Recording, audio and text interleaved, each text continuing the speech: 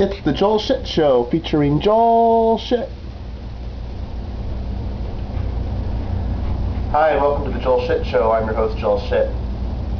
So, last night, $20 poker tournament, and I finished 4th out of 8.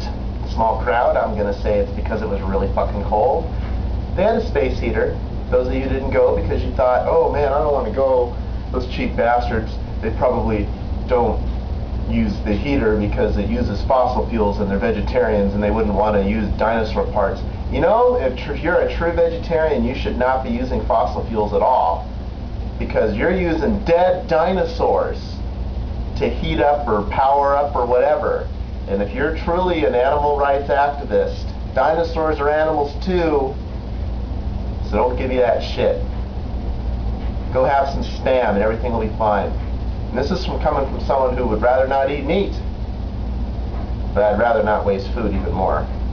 Boy, that's a good one. I'm really going to nail some people with that one. I'm excited.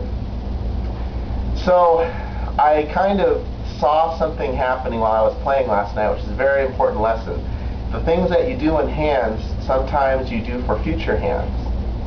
For example, I had ace-7 suited on the button. First person in, I raised. The big blind called me. The flop was ace-7.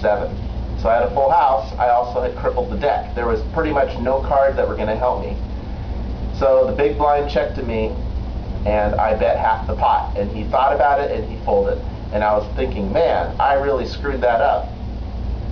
Actually, no. I had pocket aces, and it was 7-ace-7 on the flop. So I still had a full house, aces full of 7s.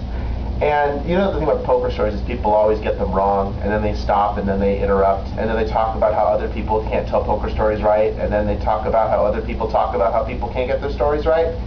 So, you know, it's okay.